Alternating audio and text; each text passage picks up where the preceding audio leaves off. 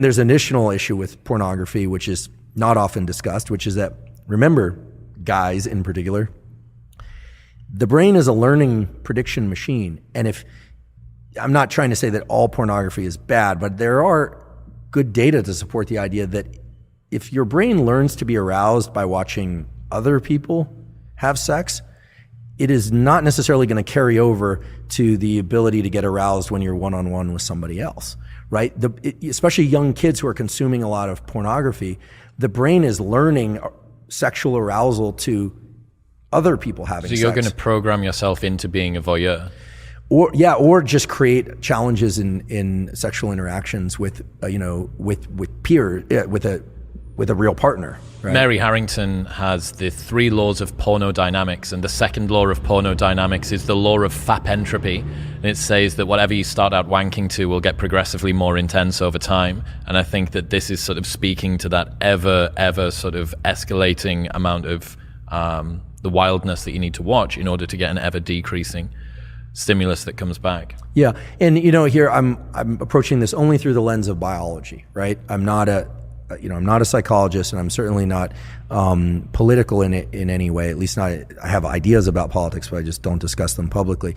But the idea here is that I'm not saying pornography as a stimulus is bad or good. What I'm saying is it, in its availability and its extreme forms, it's a very potent stimulus, and very potent stimuli of any kind, extremely palatable food, extreme pornography, extreme experiences like bungee cord jumping, those set a threshold for dopamine release. And Anna will tell you that, and I'm sure she did, that the higher the dopamine peak, the bigger the drop afterwards. And it's not that you drop to baseline, you drop below baseline.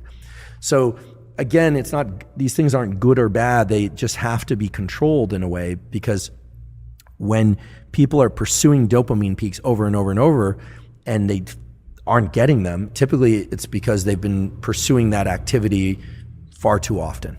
And you're saying perhaps take a break from that, and there may be an ability for yourself, your system, to reset. Right. Yeah. Yeah, I mean, in theory, all the things that we're talking about with pornography could be superimposed onto food, or could be superimposed onto real sex, right?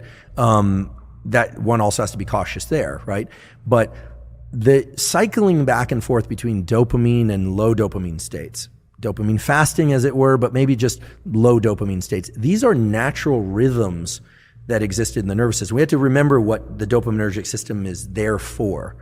I'll say it again, I wasn't consulted at the design phase, but we know as a generic form of motivation and pursuit, you can imagine the human or the animal that's hungry or thirsty.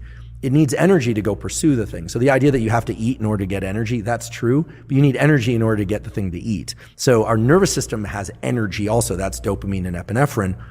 Yes, we use glucose and glycogen, et cetera, when we're pursuing things, but the idea here is you're pursuing something, and then either by smell or by sight, you think you're on the right track. So you go down that track, and then, there it is. You get some berries, or you get, let's get prehistoric about this, or you get to kill the prey and eat it, and then it gives you energy to continue this pursuit or to reproduce. I mean, there's a reason why humans and other animals seek out reproduction, is that every species, but certainly humans, have 2 innate desires built into them. Whether or not they decide to actualize this or not is the desire to protect young and make more of its own species. Every successful species does that. Even if people don't have children, in general, people care about children because of what they represent. Very few people dislike children. I mean, there are a few mutants out there that dislike children, but you always worry about those kinds of people. What's happening, people? If you enjoyed that, then press here for the full, unedited episode. And don't forget to subscribe. Peace.